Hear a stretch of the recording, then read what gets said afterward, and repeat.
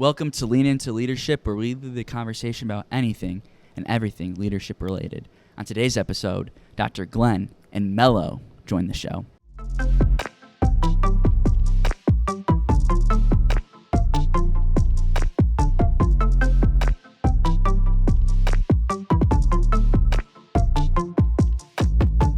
Hey everybody, it's Brandon Skiles, and welcome back to Lean Into Leadership. This is episode 8. We've got a great one scheduled for you today. A mentorship expert in the house. Expert, wow. We got that, yeah. It's going to be a great one. Dr. Jonathan Glenn with us today. We're going to jump into mentorship, of course. Why wouldn't we?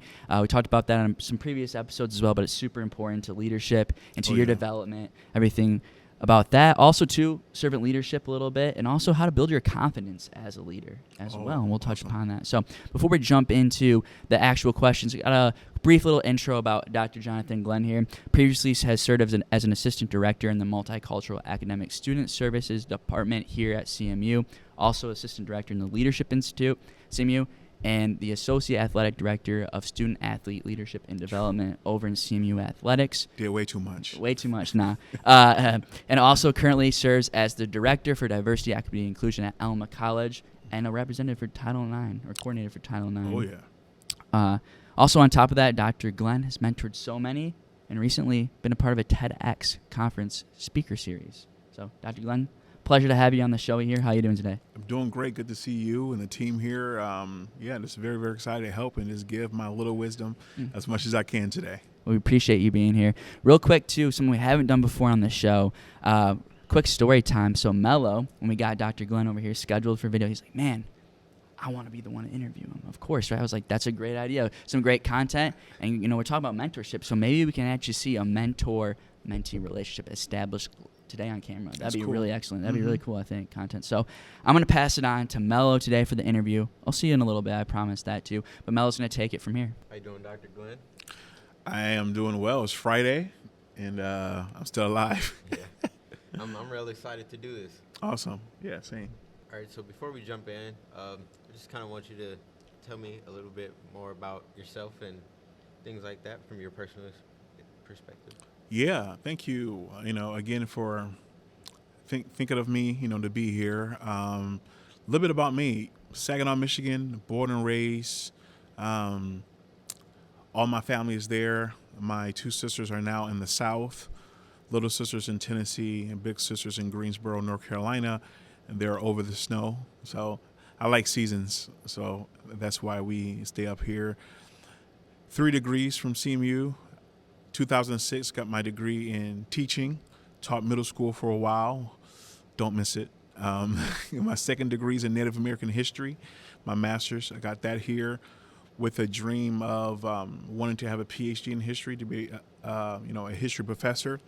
But after I got married, that kind of switched on me. Actually, my destiny was kind of just made clear. So recently, I just finished my doctorate here from CMU, also in education with a focus on mentorship, the significance of it. So, yep, CMU is home. I thought I would work here forever, but I work for Alma College now. I'm very pleased with that. My wife and I just celebrated having triplets. We have 5 kids total now, so Alma College is a little bit closer to home and a little less travel, so I can be home to assist. I like that. Yeah, I'm actually from Saginaw too. So. Oh wow, what high school? I went to Heritage High School. Ooh, you a hawk? Yeah, I'm a hawk. So I think that was another reason why I wanted to do this, because I've heard you do the TED Talk and leadership, and you've resonated with me a lot, and then also being from the same hometown, it's like that hits home to me. Yeah. So that I really felt like I wanted to do this, so I'm really thrilled. We're gonna jump into the first question. Sure, let's go. So first question is, what is mentorship and why is it important? Mentorship, of course, can be defined so many different ways. There is formal and informal. At the foundation of it, it is some things that are written. It says it's a mentor, which is a seasoned person or a professional paired with a younger, less professional or protege. We use the term mentee. And that relationship can be in two type of mentorship relationships. One, informal or formal. Informal, of course, is that organic way, like you and me Yeah. getting a chance to meet, finding out we're from the same city, navigating life together, me, providing wisdom, and on and on and on. A formal is like, men about change here, or, KCP, like what I run at Alma College, KCP mentoring program, where there's an organized, do's and don'ts of what a mentor does, what a mentee does, but the same goals are important. The goals are to help the mentee successfully navigate spaces that we as mentors have already successfully navigated. So no matter if it's a formal or informal mentoring program, it should be a great effect on the mentee or the protege to get to the places of success quicker because they have the assistance that some people may not have. I like that. Mm-hmm. So I'm a part of Man About Change right now. Cool. And I definitely feel like that is highly true because, I've been to community college and now I'm here and learning to navigate. And, these incoming freshmen, they need someone to look up to. Yeah. And why be stingy and not share my story when I can tell them the good, the bad, the ugly, Yeah. and have them really just indulge in it and engage in what I'm saying. And even if it's 101, they may come up to me and, hey, I'm going through this. Have you ever went through this before? So I really do enjoy programs like that because you get to create that formal, like you said, and also informal relationship with someone and really learn something from them. Oh, yeah. So how do you view mentorship playing a role in leadership development?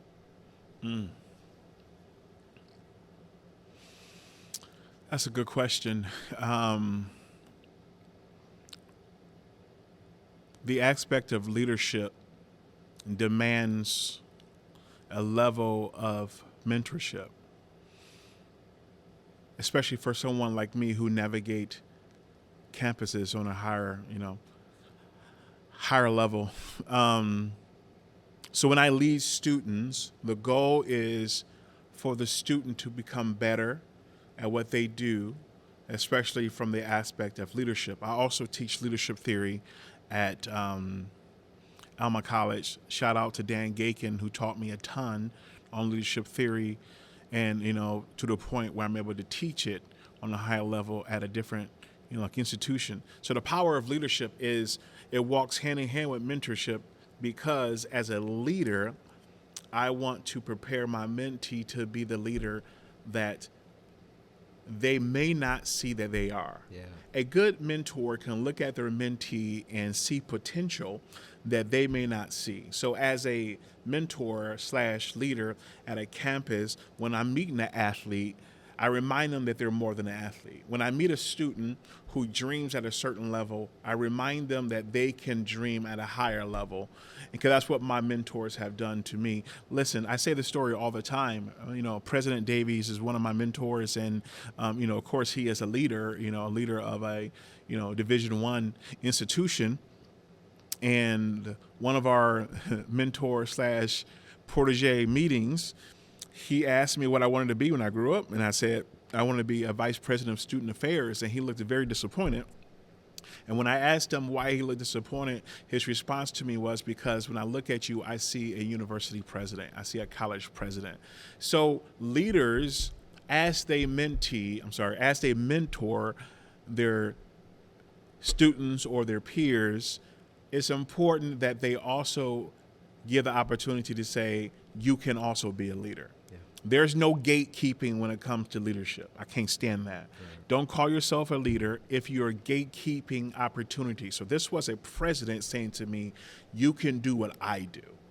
That to me is not only a good leader, because leaders, no matter if it's transformational, no matter if it's servant leadership, no matter if it's authentic, and on and on and on, a great leader wants the follower, the mentee, to be as successful or more than successful than them.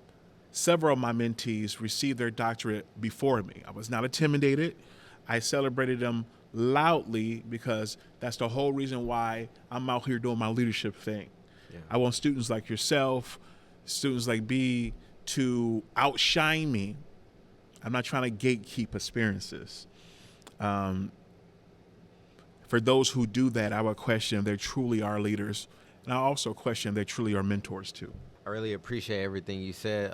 There's one thing that we're going to come back on later on in this conversation that I really want to talk about. Okay, So, cool. Okay. I'm glad you mentioned it. I resonate with that well. One thing I've been told is if you can't make other leaders, then are you really a leader, you know? And Yes. I would even say when you say you've had some of those mentees get their doctorate before you, Yeah. it could come from the fact that you already went through that adversity and you were able to, you know, give them what you did to accomplish or achieve or overcome that adversity, so they didn't necessarily have to deal with it. Listen to this. A leader will be measured by two things. And this is a Jonathan Glenn thing. You may not read this in a book. To me, leaders will be measured by, do you leave it better than you found it? 2, do you make good leaders? Yeah. If I call myself a leader, every space I've left it better. Every space I've left leaders there. Right? Allie is a proof of that. I met Allie as a GA. 3 years around me, she's leading the very program she helped me run. Right. She's mentoring students, just like she saw her big brother lead students, right? And she got a counseling degree. That's just, man, that's even crazier. You know what I mean? So you will be measured. You know, for whoever's listening to this, you will be measured, you leader, by leaving spaces better than you found it. If you leave it worse, it's you. Don't blame the institution. Don't blame the organization, sorority life, Greek life, whatever it is. Don't you blame those organizations. You have the opportunity to make it better. And if you don't, you have to look at you, not anyone else. How am I showing up to the room? You know what? A great example of this, Deion Sanders right now as a coach. You telling me that he ain't leaving places better than he found it? We were never talking about Jackson State football. Now we're still talking about it after he left. Now he's at Colorado. They were 1-11. Now they're 3-0. Who knows what the end of the season is going to be, but he's already eclipsed what they did from last year. You telling me he's not making that better? And he's so profound, he's making the whole sport better now. Right. People are watching Colorado football who never knew they existed.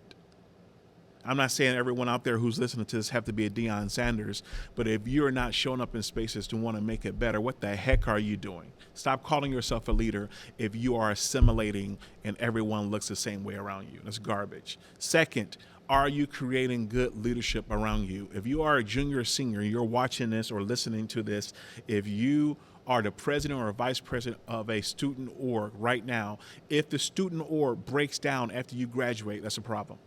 Yeah. That means that no one was mentored, no one was taught how to cut checks, no one was taught how to get rooms, no one was taught how to carry the organization to the next level. That's a lack of leadership. I'm sorry. Not trying to sound harsh, but I'm saying we will be measured by the leaders we make and how we make spaces better than we found it. That's the reality. I mean, whether people want to accept it or not, you know, that's how we make the world better, you know. If it can't just be one leader, you know. It's I totally agree with that. And if anyone has a problem with it, they might need to take a step back and reevaluate themselves and, you know, really determine like what it is, right? You know, am I really a leader? Yeah. Like, can I become that? Like, everyone is possible of becoming a leader. It's just like you said, for those right reasons and you know, doing that. So I definitely appreciate that, and that's something that will stick with me for a long time. Especially if I'm gonna be your mentor, you gotta think about that. Got to. So, how can mentors create a supportive and engaging environment for their mentees to develop leadership capacities? Opportunity is everything. What I'm learning, unfortunately, in my career, the higher I get, the most valuable thing is time. And who to give what time. So if we want our mentees to grow from our tutelage, that means we need to have lunch together. Yeah. That means, and it's so easy from where I work because Alma College is such a small student population, close to 1,400.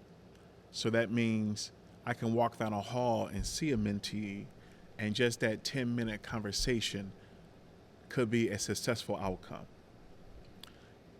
In a place like CMU where it's the hustle and bustle, you may only be in one building because of your degree and on and on and on. Mentors literally have to make a way. I do this well sometimes, and sometimes I don't. And some of it has to be because other people need my time. So I said before, 5 children. I have a partner, I have a wife. So although my destiny is to pour out to other people, I will be judged on how I pour out to my family first. So my children and wife will always come first over my mentees. And if my mentees are super close to me, they know how I'm cut. Yeah. If my wife needs me, I will choose her over a meeting or something like that. But I live 5 minutes from the campus now. My students just come over the house, right? My wife and I cook for them. Now, my kids know them, so they hang out. Came home the other day, and one of my students was taking my daughter to dance. I was like, what the heck? My wife was like, yeah, Morgan just came over. I went, okay, cool. So I've immersed myself within, because, some mentors say this: if you want something from me, you got to find me. That's garbage, right? That's garbage. That's like it's my way or the highway stuff. Kind of thing. Yeah. I have to change up my approach because every year the students are different. Yeah. So if I'm mentoring people the way I mentored them in 2008 when I was in the Dominican Republic, that's not going to work because y'all generation different. Right. And that's how I teach too. So when I teach leadership theory, I teach from a story-based, example-based, because I know students are going to remember that more than a lecture-based. Yeah. So creating opportunity is really up to the mentor. And for those leaders out there who thinks it's the job of the mentee, I'm sorry, it is not. That's the onus of being a leader, finding time to make sure that you're pouring into people. What I'm learning now is creating a team of mentors who I lead and teach them how I mentor, because one day I will be a vice president and my time will be even tighter. So will I create a team of people who see mentorship and leadership as I do, so the organization doesn't lose face because I've been, elevated. So legacy is everything with leadership and mentorship. But I swear I don't travel alone. It's important for my students and my mentees to travel with me. Yeah. I that's something that I'm struggling with and trying to work on, because I've been in the mentee position and the mentor position, and I've had moments where I'm trying to one-man band everything, and just, I could do it all by myself kind of thing. Yeah. Because it's, I'm thinking that, I don't know how to say it, like, maybe I'm not going to perform as well for others, or maybe the other people may not perform as well for me, whether I'm in the mentee position or the mentor position.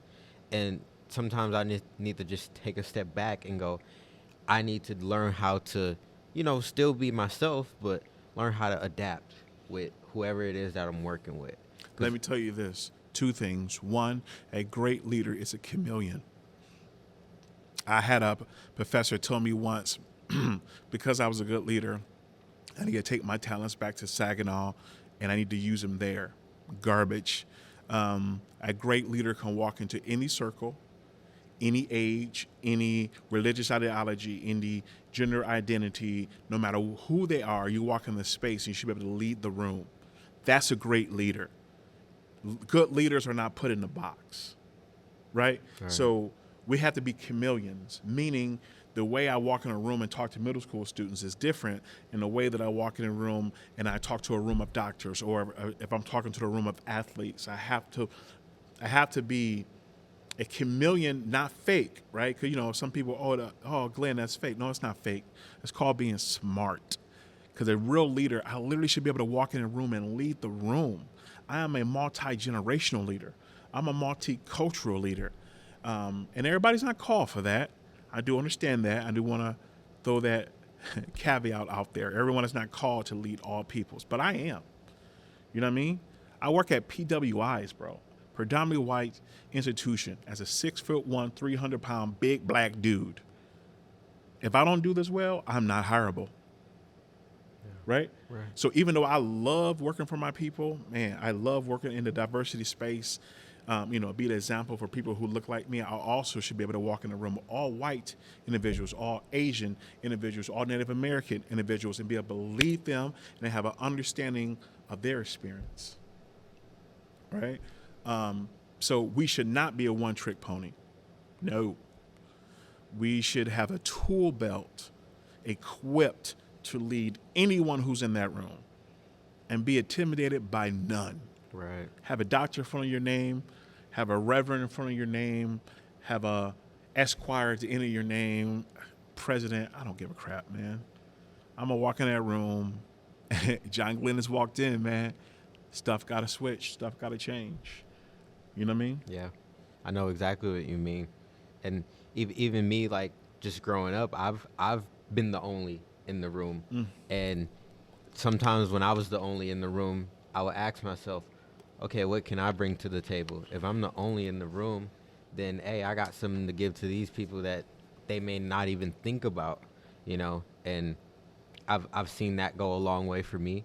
And I need to remind myself of that, is, you know, be that chameleon and adapt and really go, I would say, try a little bit more harder than I thought I was, because there are those times where I'm like, nah, everyone else better just get on board with what I'm talking about, which may not be like that. You know, it may take me longer to get my message out there to a certain group than it will another group. Listen, that's a real conversation.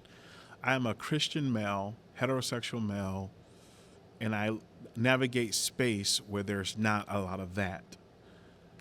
So how does a person who identifies differently than most of the student population that I serve, and at the end of the day, it's not about me making carbon copies of John Glenn. It's about me helping a student achieve their academic and social goals at Alma College, at CMU. You don't have to go to my church. You don't have to have my ideas of creation. I don't lose self, but I also don't force self on you as I'm leading you or mentoring you. Now, some of my friends who think like me, they don't think it's possible. But then again, it is. I'm trying to think of any other way to say that, but no, it is possible. It's possible. Yep, and there's certain groups who probably would never trust me because of my identities, but I'm not supposed to lead everyone either. Yeah. You know? But if you walk in my office and give me 10 minutes, I guarantee you feel better than you walked in. No matter what your identity is. I like that. I love that, actually. So, what are common challenges you see when mentors are mentoring their peers, and how can people overcome these challenges? I mean, the assumption of age is always the hardest. You know, Dan Gaken and I are probably months apart, age-wise, even though I look better. I don't know if he's going to watch this, but he knows the real deal. But there's been moments when he has just taught me some crazy good stuff. Yeah. But if I would have looked at him and said, "You're my peer, you can't teach me anything," I would have lost the opportunity. He literally gave me the tools to be able to do my presentations better. he literally has given me the tools. Do you know how much money I make now for speaking? Dan Gakin taught me that. Not to sell myself short, not to sell my talent short, how to make my PowerPoints better, how to negotiate. He even gave me a copy of one of his invoices that I use.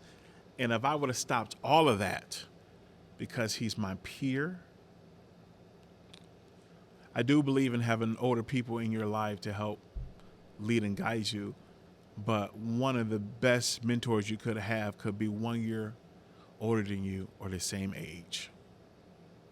Right? Yeah. When it comes to wisdom, age is a myth. And also, I need to say this. The amount of wisdom that I've learned from my mentees has been unmeasurable. Meaning, even though I am a leader and a mentor, I still grow wisdom from listening to my mentees, right? I'm 43. Some of my mentees were not even born. I found out the other day I'm 25 years older than my current freshman. That's crazy to me. And I can still learn from them. So having peer mentors is important. According to my dissertation research, out of a sense of belonging, out of resiliency and leadership capacity, guess which one of those pop with crazy significance when it comes to peer mentorship? Leadership capacity. So you being connected to a peer mentor, according to my research, it says your leadership skills pop. Not with a faculty and staff member, because I measured those too. But when you have a peer mentor, your leadership skills are better. But unfortunately, all the models of mentorship that we have at some of our institutions is pairing a freshman or a sophomore with a faculty and staff member. Now, that does good with resiliency, and that does good with sense of belonging. But when it comes to that leadership stuff that we're talking about, they need to have a junior and senior in their life. Yeah. So at, like my, like institution, we have two. So our freshmen come in and they get a peer mentor and they get a faculty and staff mentor. Because I want them to get everything. I want the sense of belonging, I want resiliency, and I want them to understand their leadership power. That's good. Yeah.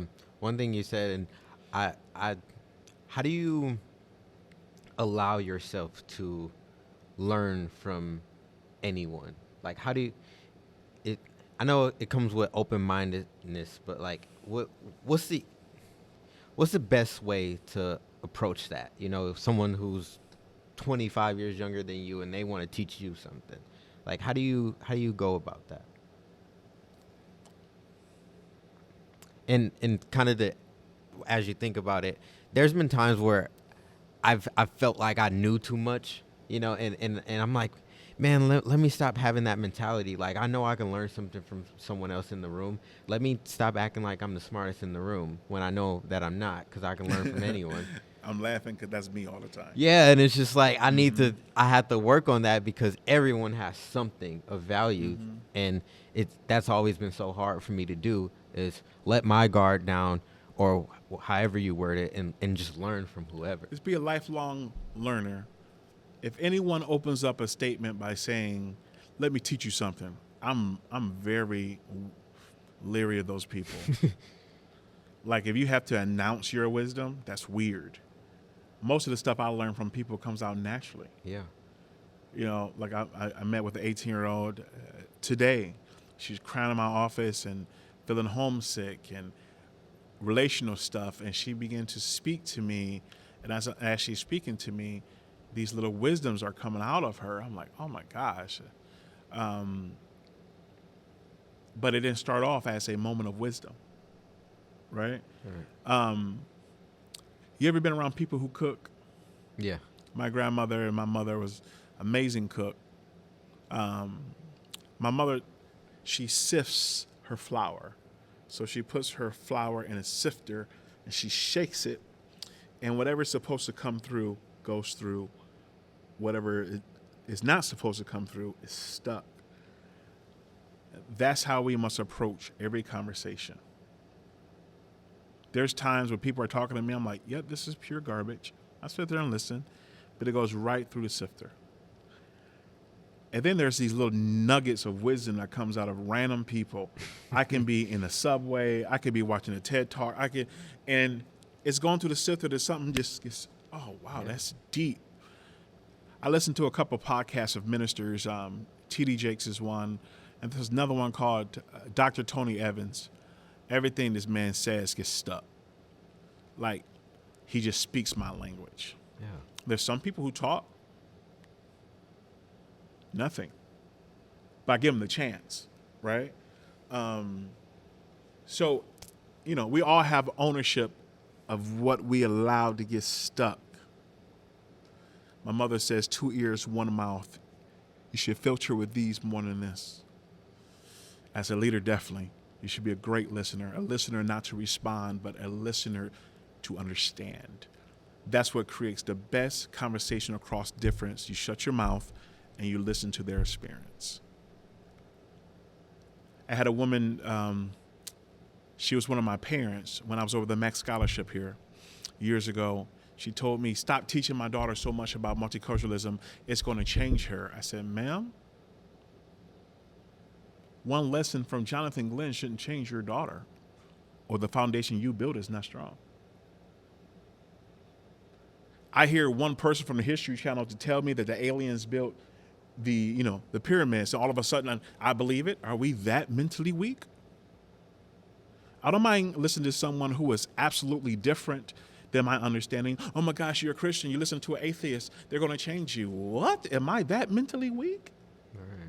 In my convictions that someone who speaks opposite of me, then all of a sudden as a leader, I lose my marbles? Come on. But that's the society we live in, though. Yeah, like if seriously. someone across the table who could be a friend, Yeah. who believes something opposite than me, I can't sit here and listen, because you can't just put stuff through a sifter. You have to take it all, and they're going to change you. What type of cultish life are we living? Do you know how many fraternity brothers I got who I don't agree with anything they do? Right. But they're my fam. They're my fraternity brothers, right? Shout out to Kappa Life, best fraternity alive. But yeah, you got some weak-minded people out there who think, oh man, and it's about to get worse because the political cycle's coming up, y'all, and true leaders are about to be seen. Yeah. You got these so-called leaders who, transactional versus transformational, right? These transactional leaders who want to make you fear-mongers about other groups of people so they can get your vote. They don't like you. They want your vote. All right. There's nothing transactional about their leadership because you only see them every 4 years. Come on, man. Yeah, I'm sorry. I got a little hype. No, I agree totally. I think it's like I think society has a my way or the highway kind of mentality. And it's like, it's either you're all in or you're not, and it's just that has been shoved down my throat since birth, where it seems like I have to listen to everything you say. And if I disagree with one single thing, then I'm not with you, and it's like, I hated that because, like you said, there were a few things that somebody would say that would resonate with me. It might be 20% of the things you said that resonate with me, while the other 80 didn't. But that doesn't mean I didn't learn something from you. But a lot of times just growing up, oh yeah, I learned something from this person, and yeah, 20% of it resonated with me, but the other 80 didn't, so I'm just gonna throw it all away. Listen, if you get a chance to read Nordhaus' leadership book, in the beginning it talks about leadership and power. Mm-hmm. And we all know that power equals influence. But it's a cool little section that says the dark side of leadership. And it's very coerce. Coerce. I think I said it right. Where you try to manipulate someone to that my way or the highway. Yeah. So the dark side, influence is power, bro. Right? You have Martin Luther King, influence. People still talk about him today, years after he'd been dead. People still do movements. We have a day to recognize him, his influence, his power, his charisma. you got Adolf Hitler. Charisma, influence, power leads to 6 million people being murdered. So there's a dark side to this leadership thing, this mentorship thing. I like to ask people, what if Martin had a different mentor? Because Martin's mentor, who was a president of Morehouse, taught him about the nonviolent movement of Gandhi. Yeah. India, versus the British Empire. And then Hitler, while in jail for some of the atrocities he did in World War I, fighting against the government, was in jail or prison, I'm not sure which one, but he met an anti-Semitic person who taught him all the problems in the world by the Jewish people. And I like to screw up people's mind and say, what if they had each other's mentor? What if Hitler would have met the president from Morehouse? What if Martin Luther King would have met the anti-Semitic guy? Yeah. How would the outcome turn out? And this is where I challenge people. Who's imprinting on your leadership? Who's your mentor? Was a great leader. But unfortunately, society will only remember the dark side of his decisions. No one remembers he was a painter. No one will remember he was a great artist. Well, trying to be great. Everyone remembers the moment he got mentored by someone else. And the atrocities that happened. History will remember it for your children. History will always remember Martin Luther King too. Some powerful stuff, bro. Yeah. The power, we're literally, from that example, the power of mentorship and influence. One went good side, the other one went dark side. Yeah. Like they say about me, like they say about you, anyone else who watched this, that we come out on the good side of leadership. Always. Not my way or the highway. That's dictatorship. I'm a historian. I can give you several dictators that ravaged countries from the Caribbean to South America to Asia, Cambodia, just ravaged. They had influence, but they use it with the dark side of understanding. That's good. Mm-hmm. I'll take away from that too, for sure. So, developing and receiving feedback can be tricky at times. Any tips for someone in a mentor role when receiving feedback? So someone who's a mentor receiving feedback from who? So like, let's see. I guess I'll go off the dome with this one. I guess if you're trying to mentor someone and maybe the feedback could possibly be like I don't know, maybe like you're not right kind of thing, or no, that's not how I like, maybe a resistance of you trying to mentor someone and they're very resistant of what you're trying to present to them, even when you know that it's something they may need.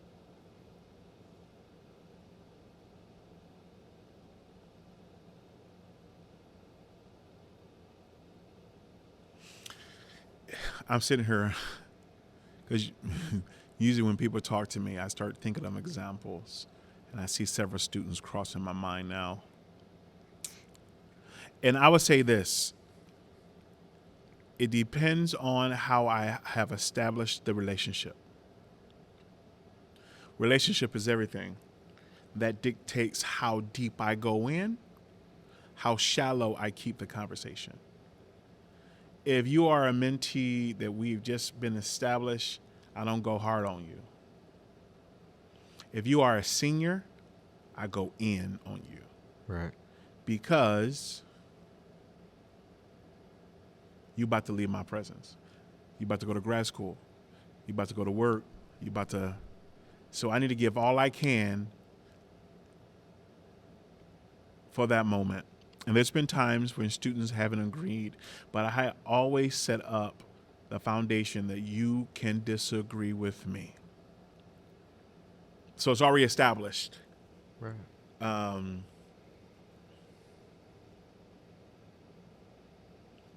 And I've only turned one student away out of years in higher education because I told her 2 years straight not to do certain things, and she chose the opposite every time, and it led to calamity, and she came back for more, and over and over and over again. And finally, I said, you know what? I don't think I'm the mentor for you. Allow me to introduce such and such. I'm not sure how it went, but I couldn't do it anymore. It was like watching a friend drink poison and you telling them not to. Right. Because I'm not the dictator, it's probably best. And I had to learn it the hard way. I thought I was a guru. I thought I can be anyone's mentor until I had that in 2016. I had a student who looked at me and said, I don't really want you as a mentor. I was shocked. And she said, you know it's okay if I don't have you as a mentor. I was like, yeah, okay. And I kind of walked away. I was hurt. But then I had to come to a realization, I'm not meant to be everyone's mentor. Right. By saying yes to me, and this is why I tell people now, by saying yes to me, you're allowing me to tell you truth that you may not want to hear. Stop saying you want to be a doctor if you're not studying. Stop saying you want to go to the NBA if you're in your room gaming all night. Stop doing this. Stop doing, you know what I mean? Like, if you are saying, Jonathan Glenn, you can be my mentor, you're saying, tell me the truth. Don't sugarcoat it. I don't want to be comfortable because there's no growth in comfort. And if I have the guts to be, I will have the guts to tell you the truth, but I'm also an open book, and I fail in front of my mentees so they can watch the bounce back. I don't do that to everyone. If you're in my inner circle, you see me fail, but you also see the bounce back. Failing publicly around my mentees is a better testament or lesson than me seeming like I'm perfect. A lot of leaders want to be perfect out there. That's garbage. Right. You're not perfect.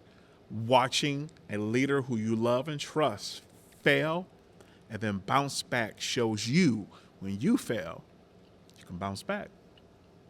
So I accept criticism from people who I allow to criticize me. I want you to catch that. Okay. Everybody, I mean, you can criticize me, but if you ain't in my circle, my inner circle, it sounds like Charlie Brown's mom. Wah, wah, wah, wah, wah, wah, wah, wah. But if you're one of my mentees and you like, listen, what you said hurt, blah, blah, blah, man, I'm taking it to heart, bro. I'm so sorry. I did not mean, all right, I didn't communicate well. I had to do that to a student a couple of weeks ago. I had to email her because I was wrong. I spoke to her in frustration, and I came harsh, and it bothered me, and I went, I got to make this right. Right. You know what I'm saying? So, yeah, I don't mind criticism, but it depends on who you are if I'm going to let that get through the sifter. You know what I mean? Yeah. Because people love criticizing greatness too. And I call myself great, but I know You I are great. intimidate people. So a lot of people got criticism. Oh, Jonathan, you too much of a Christian. Okay, this is who I am. I do not stuff Jesus down people's throat, but this is how I gain my strength. I don't like how you gain yours, but this is mine. I hear you. Or I had one student say, you made me feel judged. Okay, bet. Like, do you mind telling me when so I can make sure I don't do that again? Bro, like, let me know. You know what I'm saying? Like, I am not trying to be perfect around here, especially not for my mentees. There's no time for perfection because wisdom comes from mistakes. Yeah. The bounce back from mistakes. I like that. Mm-hmm. I think maybe episode 4 we talked about that, and I think I was talking with Jewel about That's my girl. that. Yeah, and it's just like, because I struggle a lot with perfectionism and like trying to present myself a certain way. Yeah. You know, and I don't want to make a mistake because I don't want people to see, and if I have to live up to this high standard and stuff like that. And I'm actually going through something right now where, you know, I've made mistakes and it somewhat kind of destroyed how I viewed myself because others was projecting it on me and making me feel like I'm not as great as I was or as influential or as positive as I am, you know. Wait, who told you that? It's just just had some issues going on. And Wait, did you say that to yourself or somebody else told you that? it was more so I made some mistakes and they were amplified, and it made me feel some type of way about myself. And here I am having that self-doubt, after doing all this stuff for Leadership Safari and stuff like that. Not saying it involved Leadership Safari, but I did a lot for Leadership Safari, and I felt really good about myself. And I felt like I was making a change. I was positive. I was the only African American male safari guy. I was trying to, be influential. I made the videos and the content for everyone, and I was happy, and I was ready for the school year to start. And there's an issue that happened outside of, that, and some people talked to me about it, and my whole image and my whole demeanor, the whole way I viewed myself, I was missing assignments that first week because I was thinking about it too much. I devalued myself. I looked at myself as less than after doing all of this for this other department, for Leadership Institute. I have some random issue that's not even involved with this institution, and I've thrown it all away in my mind after accomplishing a bunch of good stuff. You are literally telling me when I was your age. Yeah. And at 43, I still deal with that fight for perfection. Feel like I have to always be right. Well, not right. I have to always show that perfect front, perfect programming, perfect mentorship, perfect leadership. And it's not achievable. Not at all. But let me tell you this. I've been there when a mistake disengages my understanding of self. And what happens is it kind of leads you down a very depressive mindset. And if not checked, it down spirals. See, what people don't understand about depression, if it's not checked by self or by people that you put around you that can help, depression leads to despair. And when you get to despair, it is hard to get out that thing. And this is coming from experience. What I would say to you, a true leader is never measured by a mistake. We will always be measured on how we recover. I had to learn that, man. I had to learn it. I had to freaking learn it. We will be measured on how we recover from mistakes, big or small. Because listen, it didn't matter to me how big my mistake was. It's what I assume people saw me after mistake, right?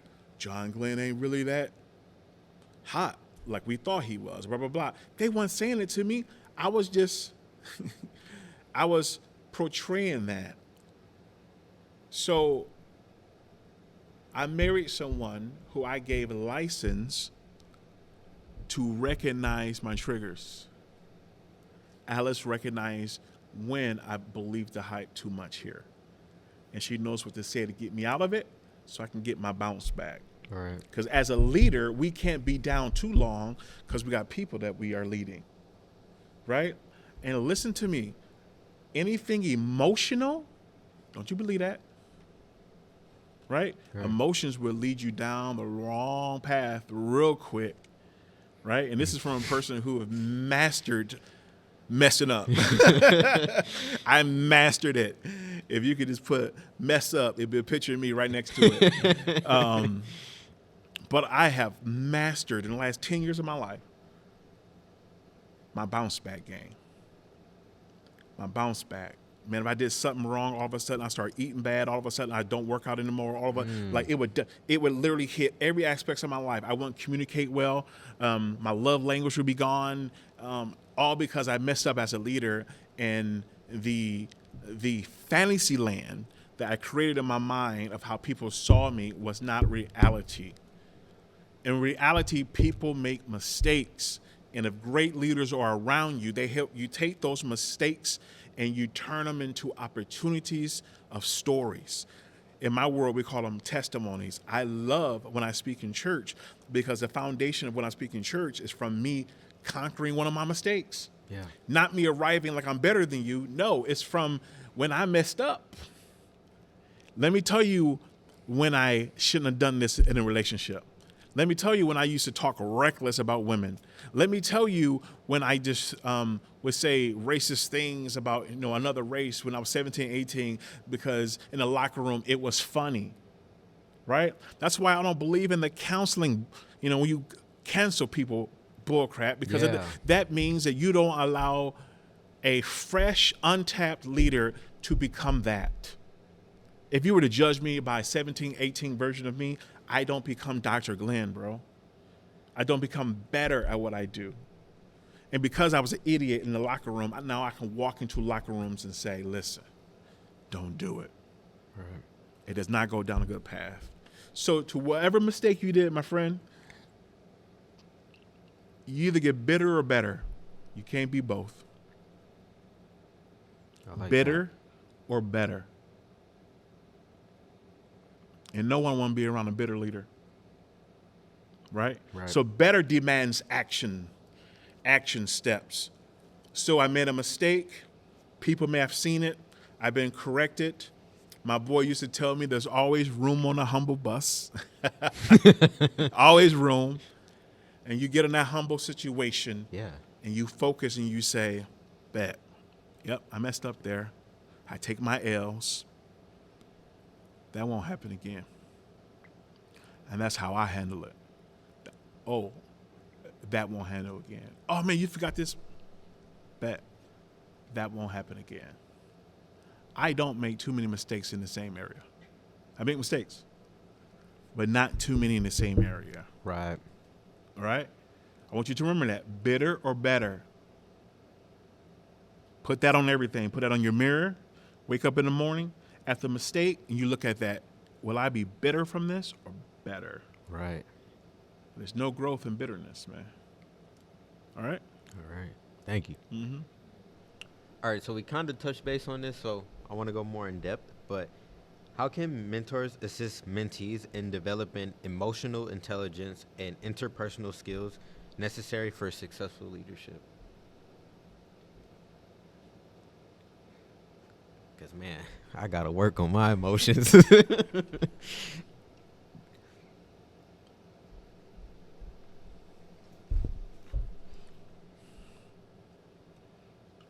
A leader can never expect something from their followers that they themselves are not doing. I publicly tell my mentees that I see a therapist once every 2 weeks. One, because in the black community, it's just not heard of. Like, people don't talk about it. If it do, it's women. And if I'm going to tell my students to get healthy spiritually, mentally, and physically, I should be an example of what I say, or I'm a hypocrite. And again, who wants to follow a leader who's not consistent? Definitely not me. So the best emotional intelligence demands you look at yourself differently in every way. So that means I'm giving examples of how I'll do it. Well, Glenn, how'd you get there? Well, I wasn't always there. Let me express this. Let me show this. Tara, my therapist, she is amazing. She has challenged me on this, on this, on that. So I don't really have a deep answer for this. It's mainly as just make sure you have a mentor who is doing exactly what they're telling you to do. Yeah. If you one of my mentees, I'm a very open book, and I say I suck sometimes at emotional intelligence, or a certain type of personality triggers me, and I need to do better at responding to this type of personality. It's okay. We all probably have one personality who just irritate us to the utmost, but that doesn't mean I lose character. I preach that a lot. I tell my students, don't be a puppet to people. Don't be a puppet to words. Don't be a puppet to a phrase. The N-word doesn't bother me because I'm not a puppet to the person who says it. Right. If you're calling me the N-word as a leader, I understand that's your last defense you can give me. And by calling me that, you're expecting me to come out my character. You're expecting me to, just imagine someone has strings and you're on there and they say a word and all of a sudden you're moving, right? Right. They're controlling you. Right. Man. So I ask my students, what's your word? Glenn, what you mean? What's your word that gets you out your character? What phrase? Is it a C word? It's our word. Is it any curse word in the world? Maybe someone said something about your mom. Is that the phrase that makes you dangle like a puppet? So you telling me someone called you the N-word? Listen, I'd already told on this podcast, if you ain't in my inner circle, you can say anything about me. Hey, I'm Gucci. You touch me is different. I believe in the power of hands. What's that song? Try Jesus, not me. Don't try me. So you have to be consistent, be who you claim to be. If you're expecting your students to be good with emotional intelligence, don't be easily triggered by words. Right. Don't be easily taken out of your character. I learned this from Dan Gakin too. Some people have said some stuff to this man's face and he didn't crack. Me, I would have been like, let's go. But that's true leadership. Right. Not being easily swayed by the comments of others. And that's emotional intelligence 101. Yeah. Right? I try not to make decisions on high emotions. I learned that the hard way. I try not to text after I'm upset. I try not to email. I failed there several times, because once that email is gone or that text is gone, you can't take it back. Now you can change text on an iPhone, but it don't matter. They saw it. Yeah. Because usually if I'm feeling the heat, that's going to be felt in my text. So emotional intelligence says, stop. Don't text. You're a leader. It's going to hit different than if anyone else texts this. As a leader, saying you're sorry is so important, especially when you need to take that L. You've messed up. You have to consistently own it and say you're sorry. That's another great example of emotional intelligence. Pride, if you don't know the definition, look it up. Pride is completely opposite of humility. If pride is present, emotional intelligence is probably not there. Pride says, I never mess up. I don't care what you say. Pride says, I will never say I'm sorry. I'm John Glenn. If pride is there, there is no emotional intelligence. So as a leader, it's important that we leave pride at the door and we lead the way we want our mentees to lead. I like that. Like I said, I love that. I gotta say that because everything you're saying is really hitting to me. Like, even I would even say there's a lot of things you've said that I've even thought I just never put it all together in one good sentence the way you did it. Even when you touch base on the N-word, like there was one day where I sat and I thought about it. I said, why do I let this word get me sometimes? You know what I'm saying? Is it because I've been taught to, react a certain way when I hear it? But am I just giving them the power, to make me feel some type of way? And then I kind of established that, like, no, like somebody say something, I might say something and hey, but I'm not going to let them change my whole demeanor or how I'm feeling just off of something that they verbally said, because that's wrong. I actually seen a video the other day online where guy was riding his bike and somebody drove by and said the word to him, and he spent like the next 10 minutes chasing him down. It's like, dang, bro really used his energy to really chase this dude down. And I get it, like, you felt some type of way, but dang, like, them 10 minutes of you chasing this person down, you could have used that same 10 minutes to just do something else. Think about that power. Someone told us the word apple pie means something good. Someone told us the N word should lead us to want to harm someone. Someone told us that, bro. Right. No one has power over me like that. Unless your name is Alice, which is my wife's name, or my children's name. I have way too many to name. 5 of them bad boys. Let's think about that for a second. We are taught. It depends on what culture we're in, but we're taught certain words mean certain things. And by a person saying that, to not react in it, we're weak. Do you know it takes more power not to react than to react? Think about that. It takes more power than that guy on the bike. I probably would have started laughing. Because it's not like you stopped and said it. You said it driving away. That's chump behavior. Yeah. I'm going to chase you? My mama said, nah, you look like a boo-boo the fool. You out here looking crazy. You a puppet. I'm telling you, y'all, this is so freeing. I'm not sure who's listening to this, students or my peers. It's so freeing to understand the words of it. Listen, you understand what we're talking about.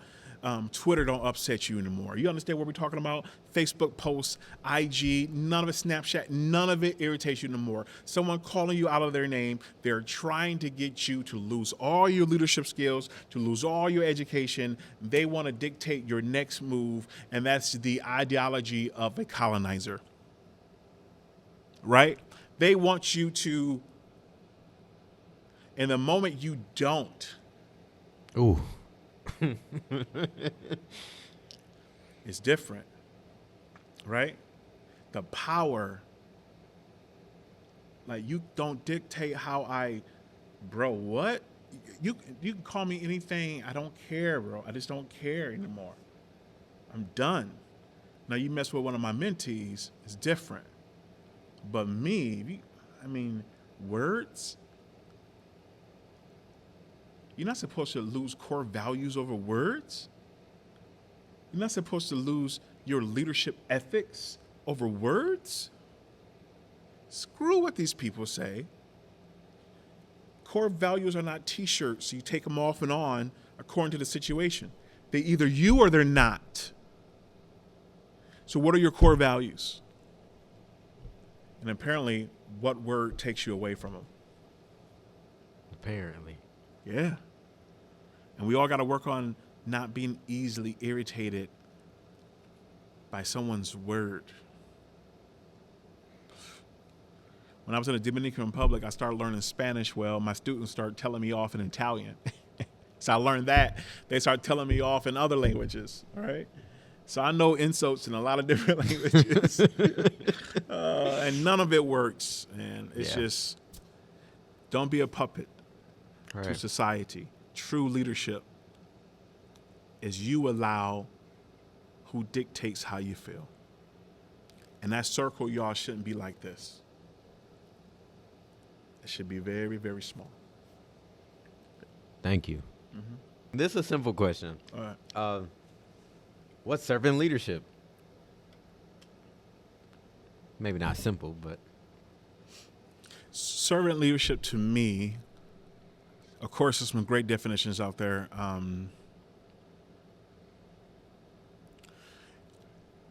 Your focus as a leader is on the people that you serve. And you focus on them more than self. I consider myself in this world. And going back to the book, Northhouse book on leadership, it gives great examples of who these people are. And if you've ever heard of Mother Teresa, you don't have to be Catholic. Just read up on her. She different. Like, she was different. Of course, my own personal religious example is Jesus Christ, living for other people. You got Gandhi, you got Martin Luther King. You got so many examples. And those are popular people. But what about the coaches, the parents, grandparents, the big siblings, people in your life who just want to serve you? And that's why I serve students so hard. It's because I care for them as I care for my own children. And it's unfortunately, I say unfortunately, it's not really what I really want to say. As a byproduct of servant leader, I think differently now. I dream differently. I remember one summer, I'm in Saginaw, and it's one of those hot summers, and I was on the south side, and when it's hot on the south side, it's only one thing to do. You grab the big wrench and you open up the fire hydrant so the water is shooting in one way. It's in the middle of the street, so all the kids come out. It's one of those very hot summer days, and I was in my 20s, and so the water is flying, and it's a 4-year-old in front of the water in the middle of the street. A car is flying down the street, and the water was so fierce, he couldn't see the 4-year-old here. People on the sidewalk talking like the neighborhood is out. And I'm talking to my cousin, and I turned, I saw her, and I heard the car, and before I knew it, I was running towards her, looking at the car. And I jumped, I dove, I caught her, spent over, hit my shoulder on the sidewalk, and the car missed us by seconds. My cousins were furious. Like, you don't even know that girl, you could have died for her, blah, blah, blah, blah, blah. And then I realized something that day. I would die for leadership.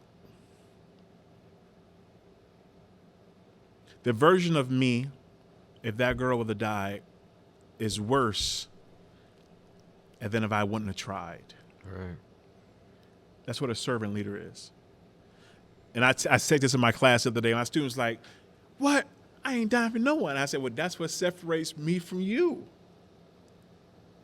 I die for what I believe. And I believe that every student who crosses my path has a great future. So servant leadership is easy for me. It's giving my all. Do you know how much money I can make in the private sector, bro? I'm smart as heck. Do you know how many friends I got in high places? If I wanted to leave higher ed right now, I would literally be debt free within 2 years, right? Because I have the expertise to be a consultant, to work into the private sector, to, even do politics if I really wanted to. Nah, man. A servant leader says, I choose people even over money. Woo, that's going to shake some of y'all out there, because you can't be a servant leader and be a millionaire. I'm sorry. Bill Gates ain't no servant leader, or he'll be broke. Because he want to help everybody. And he'll give all this money away. Every single freaking penny. Exactly. And that's why no matter how much money I make, me and my wife won't be millionaires, because we would create some scholarship and give people free education. Or do you know what we call my house? We call it the lighthouse. We want my house to shine so bright that students know they have trouble, they can come to us. I like that. You know what I mean? Yeah. So I pray for money. I pray for extra money. Why? So I can feed children. I pray for extra money so I can buy students books when they don't have it. I want extra money so I can make sure, man, and y'all, this is not me. If you know me, you know I'm a tourist. I love shoes. I want to live the high life. But now at 43, in the last few years of my life, I understand that I have arrived in these areas of leadership so I can help people where I am. I don't want to be at a historically black college. I want to be at a predominantly white college so people can see me in my high positions and say, if he can do it, I can do it. Yep. And not gatekeep and say, it's only going to be me up here. I'm going to let y'all watch as I'm in my high tower. No, let's break the tower down. Let's get some more room so we can get everybody up there fitting. Yeah. Everybody need to eat. When it's John Glenn's a leader, everybody got to eat. You know what I mean?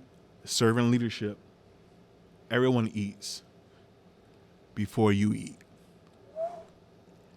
Y'all ain't ready for that. Everybody eat before you eat. When I do cultural events at Alma, I never eat first. I always eat last. My food is always cold. I want to make sure everyone in that place gets food. Yeah. And my sister, you gonna eat? Yeah, I eat. Did you eat? No. You get in line. It's what we do. It's natural. It's not performative. It's natural. This is what I do.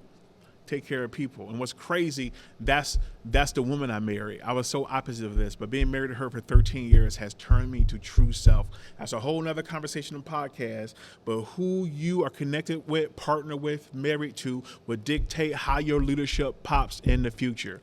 You marry a scumbag, your leadership gonna be scummy. He shoots and he scores. I like that. Yeah. So, how can a servant leader apply leadership to a team or organization? One of the coolest things Dan Gakin ever told me, I had just spoken, I just spoke at a connections conference that we used to do. I'm not sure if y'all still do it, but Traverse City. I came off the stage. He was pure fire, bro. I had just lit that stage up like fire.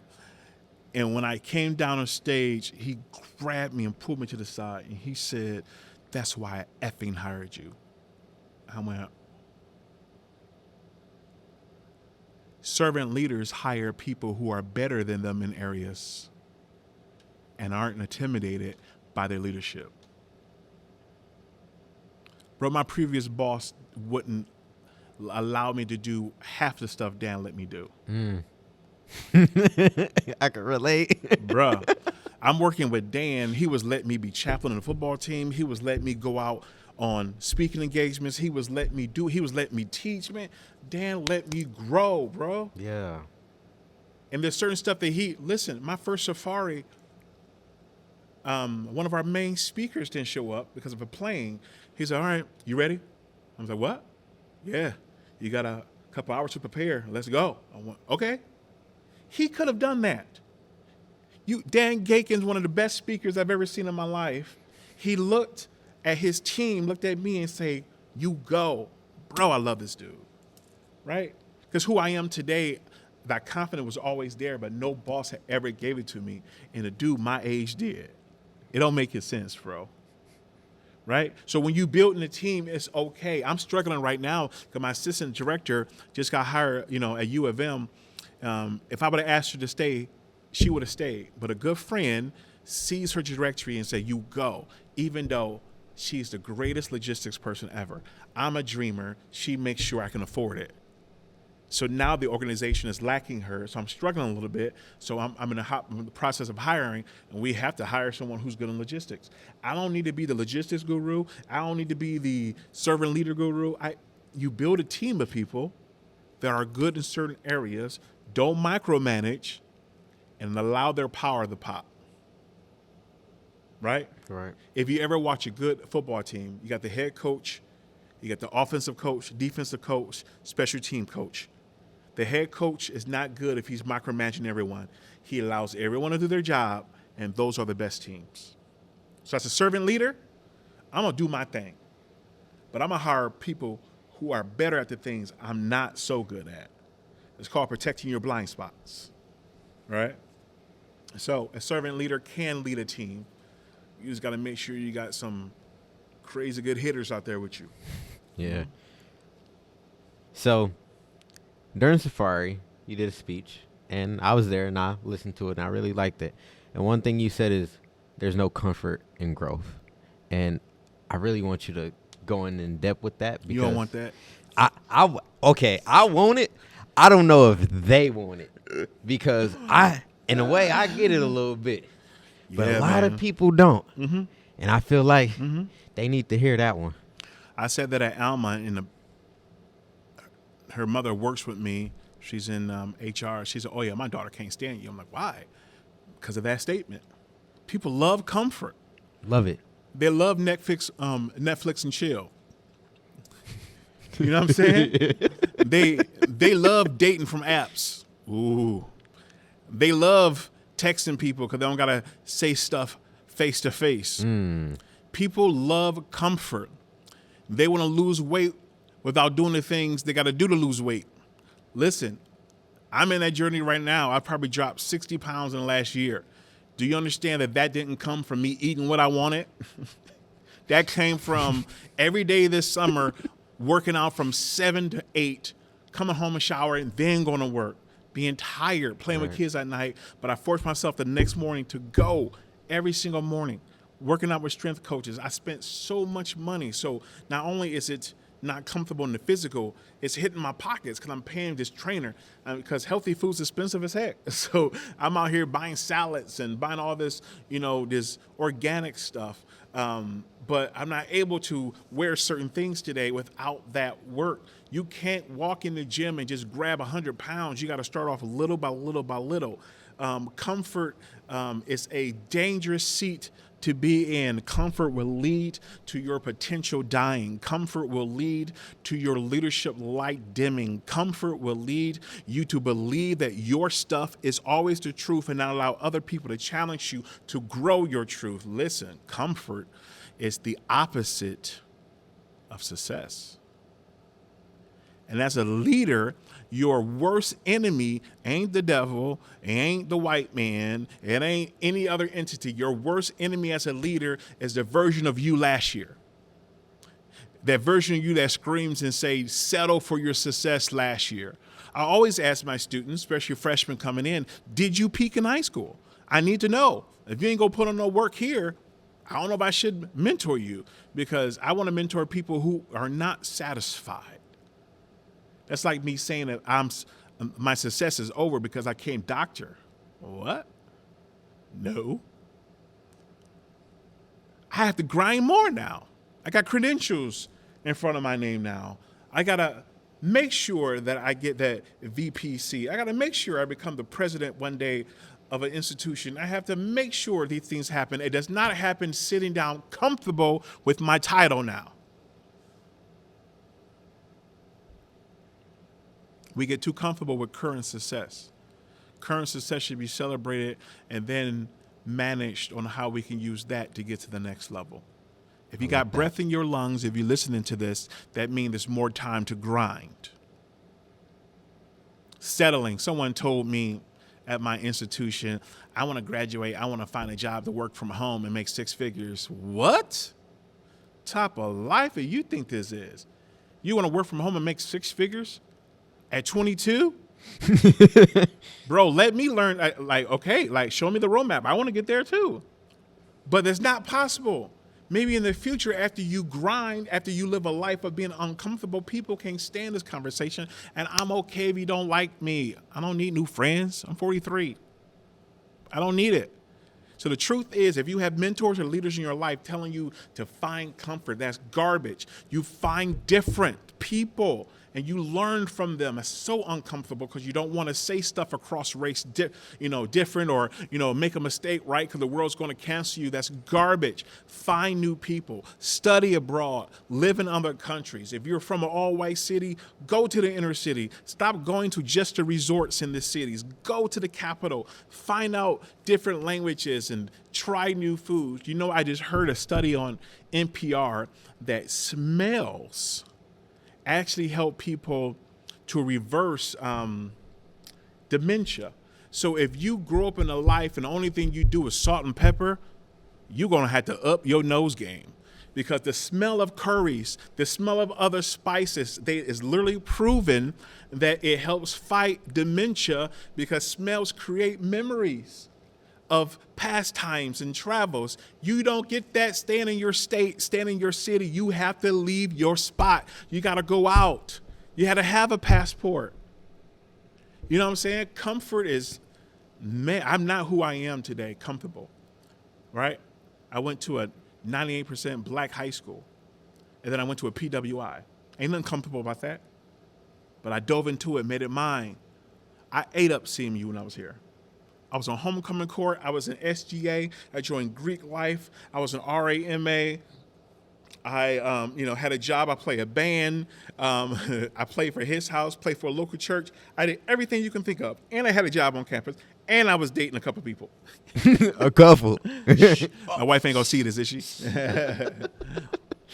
Yes. And I wasn't the only one. Dan in college was grinding like me. He was all over the place too. So who he is today is because of how he grinded in college. Yeah. I wanted to make CMU better, bro. Right now, I want to make Alma better. I really do miss this institution, but my destiny screams I had to know that the power, catch this B, I had to know that the power I had here, I could use it other places. I've proven that it works. I've proven it can work. Thank you. What do you want to be? So, I'm in a lot of technology stuff. I wanted to be a computer scientist at first. I actually wanted to be the Black Steve Jobs. That's what I used to always say growing up. But truth be told, I switched my major to community development. I really want to basically develop the community. I want to take everything that someone knows how to do and I want to amplify it. You know, if I got a business or something, I want to take every person who I knew and developed a relationship with and hire them. You know, if I got somebody who doing good in cybersecurity, all right, come work for me. If I got somebody who's a doctor, all right, we can get a hospital going on. I really want to amplify everything that people can do and make them the best that they can be because it's going to recycle back into the community. So that's what I'm really passionate about. Man, you gonna be a mogul, bro. You know the definition of mogul? I've heard it, but Is when you are successful at multiple things. mm, The hardest part for you is going to be how do you focus your energy on one thing at a time? Because if you begin to leak out different areas, just imagine like an octopus arm touching several things, you lose the ultimate power on one area. So what you need to do is create a plan where you are putting in, maybe you do it monthly or maybe you do it certain times of the day where you say, I'm going to pour in 100% in this part of my talent. And then the next day I'm going to pour something into this. Because if you try to do it, you're going to miss, because each level that you are now demands for you to look at it 100%. Yeah. I call you a mogul and I see that in you because you will be able to maximize your multiple talents to make the community great. A lot of people can't do that, right? So you'll be able to perfect probably 10 different jobs and you do them all well. So that's why you got to perfect it now. So in the future, when you build your team, as we were talking about, you know what each level deserves to have to make it right. Right. I also look at you and I say, you're not going to settle for bull crap. Meaning the people you hire are going to have the same intellectual and heartbeat of you, of the community, and their power. So it's going to be some good stuff. But the trip for everything that I'm saying to you, the downfall is being comfortable, what we just talked about, and two, people speaking in your life who don't deserve to be speaking into your life. So you need to look at your circle, and next time we talk, I'm going to ask you, are people there who shouldn't be? Or have you put people in your circle who's going to help you get to the place where you're going to be? It may not even be a name for the thing that you're going to be at. Steve Jobs, that's easy. The roadmap is there. yeah. Who you are going to be, it may not even be a name for it yet. Right. Think about how technology is changing every day. Right? Yeah. So the next time you feel bad on yourself and you think bitter or better, I want you to think mogul. Because that's who you're going to be, bro. Thank you. See, and that's an example of what leaders do. Leaders hear dreams. As he was talking to me, I saw it in my freaking head, dude. I saw it. It's going to be lit. I don't know for what city. I don't know if Saginaw deserves you being 1,000%. That's my hood. Hey. It may be on a different level, man. Yeah. You know, city managers. It may be on a different level. I will say too, even a part of this Leadership Institute, you know, I'm not a LAS student or anything like that. I'm a transfer student. I came here last year From? Lance Community College. And that was another thing too. Go to Delta. Nah, I wanted to go to a community college somewhere not in my city because I wanted to see something new. I met some of my best friends in Lansing. I have a friend from Japan who knows more about me and relates more to me than any other American. You know, and I came here and I thought about, I did impact and I did leadership safari, and even that I thought, I don't know if I should do this. I'm a little older, Nah, I'm gonna do it anyways. Did it. We had leadership spark. I had that doubt. I was like, I don't know if I want to do this. I think I was the only black guy there. And I was like, I might be uncomfortable. I'm gonna go. I went. I enjoyed it. I did leadership. Did you? Yep. That's awesome. And I doubted that too at first. I was like, I don't know if I should do this. Did it anyways. Enjoyed it. And even during leadership, a lot of the students were like, oh, you should sign up for leadership safari and be a guide or whatever. And like at this point, I'm like, well, shoot, I guess. Like, let me try it. Signed up. Like I said, I made a lot of content for them, even this. So it's like every time I did something for the Leadership Institute, there was always that doubt or discomfort. But I was like, nah, I'm going to do it anyways. And after I did it, I really enjoyed it. We don't meet if you don't do this. Exactly. And I was going to say that too. Bro, we don't meet. Destiny is an interesting thing. Yeah. Right? Destiny is, I don't know if I ever meet B if he doesn't do this. Right? Yeah. Leadership Safari, we got close, which led to him switching his whole trajectory. I don't know if he ever told you his story. His story is crazy good. That's why I talk about destiny so much. A leader is supposed to be a visionary too. You speak into your students' lives and you see things. I mean, once people give me access to them, God, it's something that happens, and I can just look at them and just, right, B, like what I just did for you. Like it just happens, and I can see people in places that I don't see that for everyone unless you give me a license to see that. Yeah. Yeah. So recently you gave a TED Talk. Yep. I want to ask you a few questions about it. Sure. So what advice would you give young people who are struggling to overcome those worldly labels? Kind of like what you mentioned. And before, kind of say my little story too. I've been labeled a lot. I've been told I ain't black enough. Whew. All of it. Ding, ding. And trying to like, oh my gosh, like trying to cater to these people because of a label that they gave me, and there's a lot of people out there who probably have other labels that it's hard for them to overcome. And, I'm like I said, I'm always, every day you learning something. So I'm not perfected at it. So I just want to know, what can you give to the audience about overcoming those labels? I sigh because I don't know if people want to hear this or not. It's my faith, bro. My faith is everything. You're right. The world operates better on labels. Yeah. They don't know how to operate without. They have to put us in categories. And my faith says those worldly categories don't count more than his understanding of who I am. Because I did have a horrible stutter. Shout out to TEDx for the opportunity. And had a horrible stutter. I wish I could take you back to those years. Oh, horrible. Teased, bullied because of it. I assumed that my intelligence was not there because of it. A horrible time. I don't become who I am today without tearing those labels off. If you get a chance, definitely listen to it. I believe it's a good testimony of what, a person can do to overcome worldly labels. If you didn't watch it, I was called slow. I was called special ed. I was called all these things because I had a horrible stutter.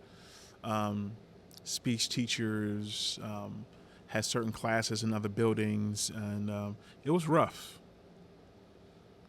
But in college, this confidence just swarmed up. I became very confident with who I am. I've heard the jokes of not being black enough because all of a sudden I'm playing the acoustic guitar everywhere. My hair's growing out. I literally shed off every label. My dad's a pastor, so everywhere I went was suit and ties, and all of a sudden I'm wearing jeans and t-shirts. My dad didn't know what to do. I shed off so much, and I had to gain who I am today. So to answer your question, my faith says I'm more. So I'm more. And I had to find out what that more meant. More than a conqueror, one says. I don't have to have fear. And I found out that my stutter was linked to anxiety and fear. So when fear left and anxiety left, my stutter left with it. Dude, what? It wasn't a pill. It wasn't a level of therapy.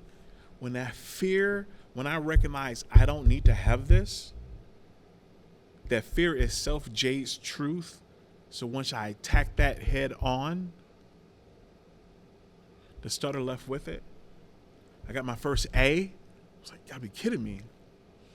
And it kind of built. It's almost like a small little snowball that's going down a hill. Confidence got bigger and bigger and bigger and bigger. And then I started taking harder classes. And I realized my destiny started to scream so loud of where I needed to be. And I had these amazing mentors in my life who saw an end goal. They saw Dr. Glenn before I even saw a glimpse of him. And they saw me past the labels. Because no matter how much faith you have, if you keep the labels on, you don't grow. Well, how do I take them off? Some people may say, you have to mentally and spiritually and physically say it every day. I do not have fear. I have hope. I have a purpose. I have a destiny. That's why I believe in saying the thing. That's why I believe in writing the thing down. That's why I believe in writing on mirrors. And if you want to be a doctor, I had Dr. Jonathan B. Glenn on everything in my office even before I became one. So truly, I wish I had a whole equation for people to get to that mark, but truly it's my faith. And that's why I was like, yeah, some people will be like, oh, I don't have your faith. I understand. But even if you don't have my faith, I can teach you how to get past those labels. And going back to something we said earlier about not being a puppet, if labels are on you, you will be a puppet. The labels off is easier to attack and not to attack certain things. Yeah. So hopefully that answers your... Yeah, thank you. Mm-hmm. So your journey from struggling academically to pursuing higher education is truly inspiring. Can you elaborate on how you managed to shift your mindset and achieve academic success? That's a really good question. I partied a lot. Oh my gosh. At Delta College, CMU, hung out a lot. It was a whole new world for me, like bonfires and stuff you never heard of in Saginaw. People got lake houses, and I ain't never heard of euchre a day in my life. All of a sudden I'm in college, I hear about euchre. So I'm having a ball, spring breaks and Panama City Beach. And then all of a sudden, I realized I was spending student loan money on this fun trip. And I went, I should probably finish. Dude, I was an old student too. So I transferred at 22. So when I got here, I didn't realize it was going to take me additional 4 years because I switched my major to elementary education, and that was pretty much starting all over from being an accounting major. Man. But it was the best for me. So I think the big change was this is coming out of your pocket, nobody else, one. And the second was I don't want to be 30 graduating from college. Actually, it's a movie called Van Wilder that freaked me out. about this old college student who graduated so old and everybody was younger. I don't recommend the movie. The movie's crazy. It ain't right, but it's funny as heck. I didn't want to be Van Wilder. So I had a lot of lack of discipline. I still remember buying my first agenda planner. It was a big planner. We had phones back in the day, but no one was really using their calendar on the phone. So I had a big planner, and I remember the first time I printed all my syllabi, put them down, and I wrote everything that was math was in blue. Everything is in history was in red. And I got all A's that semester. And I realized it was never intelligence. It was the lack of discipline. I never forgot anything again. Bro, I was a junior. I didn't get all A's until I was a junior here. And every year after that, it was a high 3-point something or a 4-point. So that was the shift. Me realizing I don't want to pay for this for the rest of my life. And the second one was buckling down and getting a planner. At 43, I still hate using my phone for everything. I love my Outlook planner on my computer, but I still have a big handwritten thing that I still write in. Because if I write it, I remember it. For some reason, typing doesn't have the same effect. So, yeah. I feel that. Got to be disciplined. You mentioned the importance of sacrifice. What advice would you give listeners who are facing challenges or self-doubt in their own journey? I think a lot of people have self-doubt because they're not willing to do the sacrifice.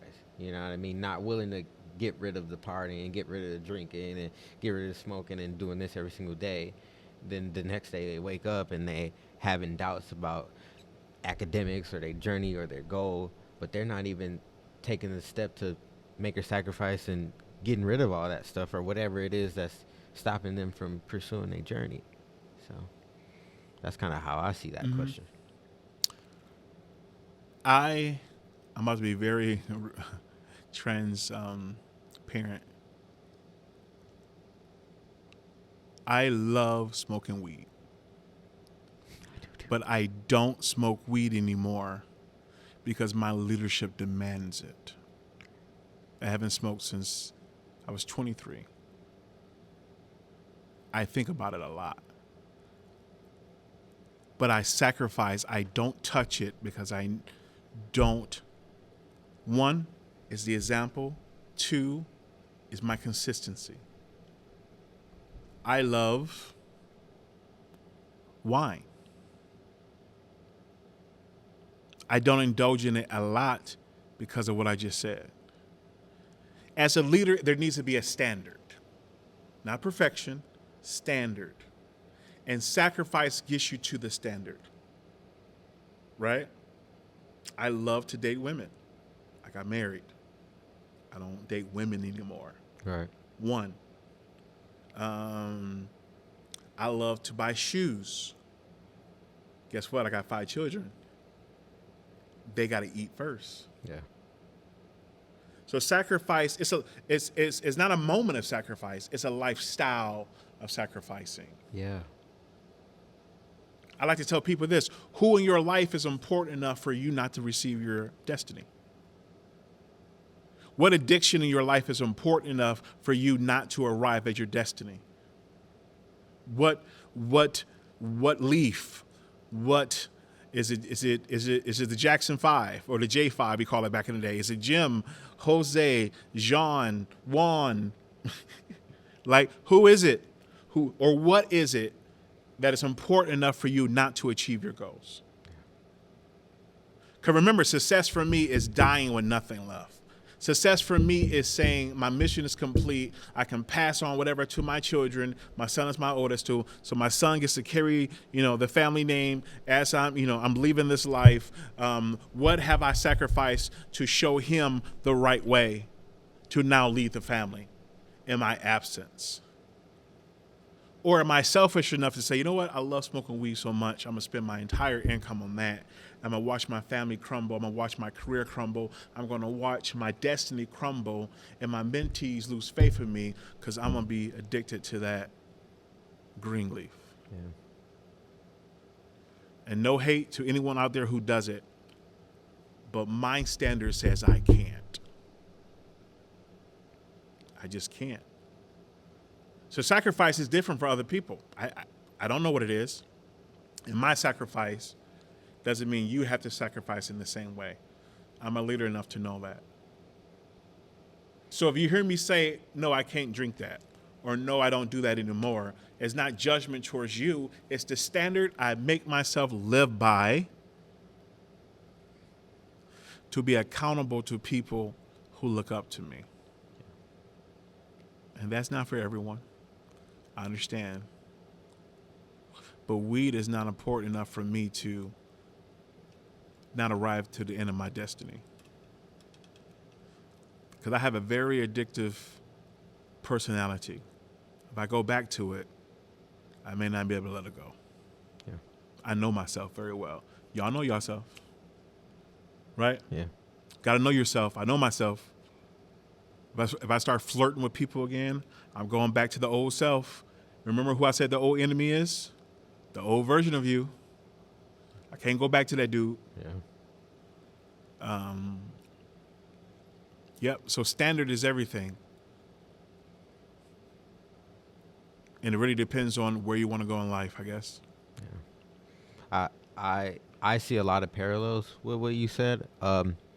Last year before I transferred here, I did not smoke for 3 months, and I was like, and because I was working towards a goal, which was graduating, I took 18 credits. I had no time to do that, and on my graduation day, I did. You know, and to an extent, in a way, it helps certain areas, and I did it, and I called my mom, and I broke down crying, and I was like, I don't know how I did this. I don't know how I did 18 credits. I had my own apartment for 2 years during COVID, and it was just like, I just don't know how I did this. And it took discipline, and it took sacrifice. And even now, before Safari started and stuff like that, I made the decision to just stop. Not necessarily like, oh, I'm about to stop forever, but every day, I'm making the decision to not, because it may throw me off my tracks. And who knows, maybe one day in my life, 40, 50 years from now, I might be sitting back in Hawaii or something and touking up. Who knows? I don't know. Maybe. No judgment here, bro. I listen. Victory for you and me is different. Yeah. Victory for everyone is different. And a victory is your short-term or long-term goal being accomplished. You know what I mean? So, touche to you. I don't. And again, hopefully, anyone who's listening to this find no judgment in how I find my strength. But, yeah, I mean, I struggle more with food than I do weed. You know what I mean? And you may not. You know what I mean? If I can't walk past a pizza. I can't walk past fries. I can't just have one cookie, right? The world loves to talk about addictions except for food. The food is very addictive. I come from big, strong people, and we love our food. But if I eat enough of it, I will die. Yeah. Before my destiny is complete. Thank you. As you are pursuing your goal to become a university president, what are steps you're taking to reach this destination, and how do you envision your leadership style in that role? I'm terrified. Because as a director, deputy coordinator of Title IX, as an adjunct professor, chaplain of Alma's football team, time is not there. That means as I go higher, less time will be there. I'm afraid that my dreams will lead me further away from students. Actually, I know they will. My next position will probably be AVP of something. And in that position, I may have students, but I hire people to think and move like me. Right now, because I just got my doctorate, I am not actively, let me make sure I say this right. Someone just sent me a vice president position at Delta College to apply for. My mission at Alma is not done. So I don't chase the bag outside of my destiny. So even though I'm not actively pursuing a vice presidency yet, I am, catch this, I'm putting in the work to be qualified for the next opportunity that will come. I'm convinced it's going to come at Alma. I will be most likely associate vice president at Alma within the next year. I'm just going to speak that out there. Always. If not, people are always sending me positions. Right when I graduated, somebody sent me something from Western. I would never work for Western.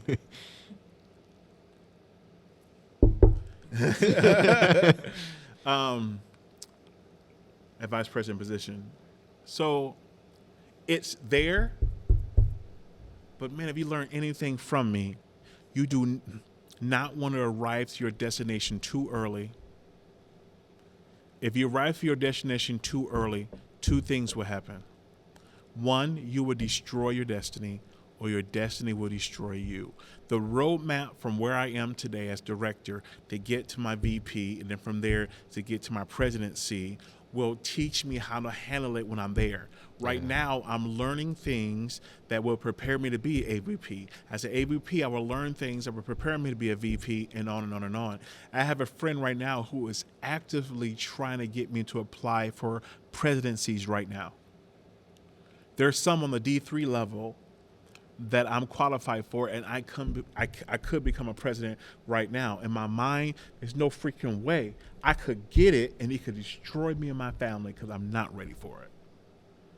So I'm actively pursuing the next level with the end goal in mind, to be President Glenn. I want to be a president that is student-facing. 2016, I'm leading the Max Scholarship. Me and the other assistant director, his name was Dr. Dwayne Jenkins, that's my homie. Me, him, and our GA, Whitney at the time, we flew to LA for a conference at University of California, Dominguez Hill, right in the middle of Compton. Me and Dwayne are just walking across the campus. It's so different. We're walking around, we're meeting students, and we see this older black gentleman everywhere, just walking, shaking students. It seemed like he knew all the students, walking everywhere.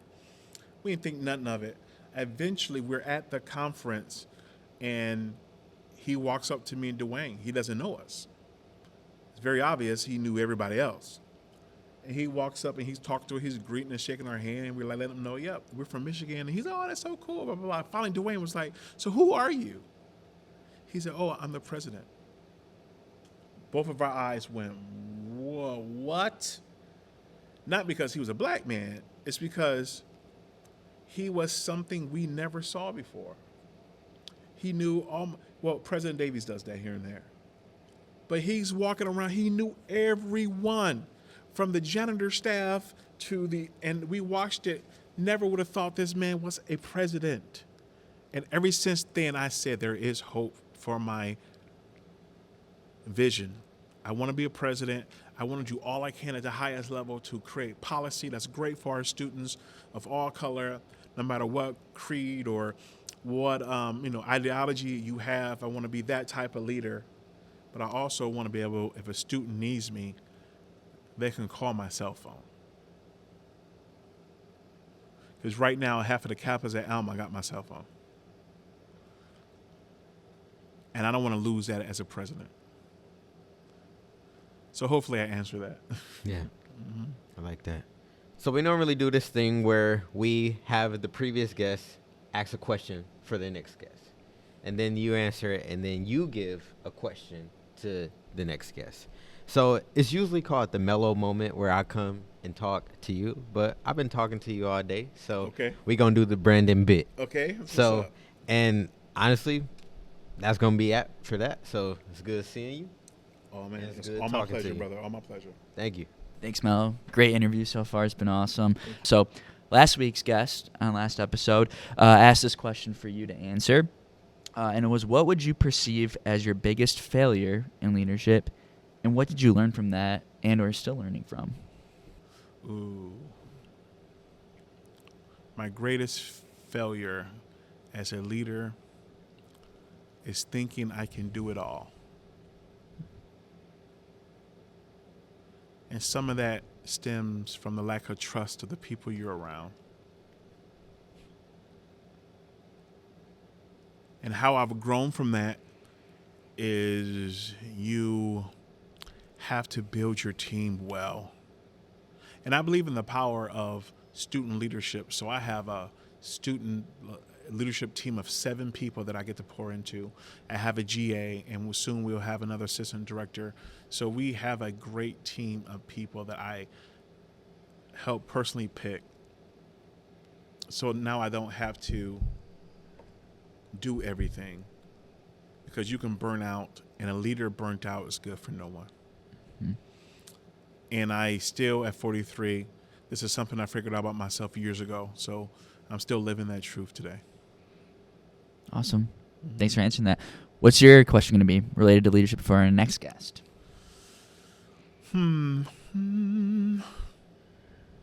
Please name one of your biggest influential mentors who have spoken something powerful in your life, and then tell us how they have impacted you. It's going to be a good one for the next person. I'm excited for that one. Cool. Alrighty. Dr. Jonathan Glenn, super inspiring individual. Personally, one of my first real significant mentor in my life. Means a lot to me personally. So many people as well, a lot of viewers as well, hopefully. Mello, again, thank you for being out here. Again, our CTO, our Chief Technology Officer, our producer on the show. Awesome. Your individual. That was super insightful interview. A lot of great nuggets to take away from this one. You should 100%. definitely link my TED Talk on there so I can boost my numbers up. We will, 100%. We're just going to get to that too. So before we kind of end this show or this episode, one thing, where can people find you? And second, will you send us some of those resources you mentioned today? And we'll also link that TED Talk in our description below. Yeah. So I work on Alma College's campus, literally 15, 20 minutes down the road in Alma, Michigan. It's really easy to find me, especially if you Google my name in Alma College. My name and credentials will show up. Honestly, I can't remember my phone number in my office, but it will show up there because I use my cell phone for everything. But I'll give you my cell phone number. It's 612-558-0059. If you are reaching out and just want to talk, text me first, because I don't answer numbers I don't recognize. So text me first, let me know who it is and what you're calling for, and I'll make sure to pick up the phone. But it's probably best for me to, get a chance to talk to you face to face. Actually, someone did that from Safari. When I spoke on Safari, they reached out and we were able to meet on Zoom the other day. So, so communication does happen. I don't have to be on CMU's campus for that to happen. Awesome. That's really funny because I remember a couple years ago you were really hard on don't put my phone number out there. I remember that. It's different. It's now. different now, eh? Yeah. Things change, right? Mm-hmm. Getting that out, get out of your comfort zone, right? With that, right? Get out the comfort zone. Exactly. There you go. Yeah. Awesome. So again, Mello, John, it was awesome having you on the show, learning with you today. Again, a lot of knowledge of important things shared on this episode, and that's all we have for you today here on Lean Into Leadership. Thanks for tuning in, and we'll be right here same time next week. You're not going to want to miss the next episode. So in the meantime, keep leading the way. Awesome. Peace.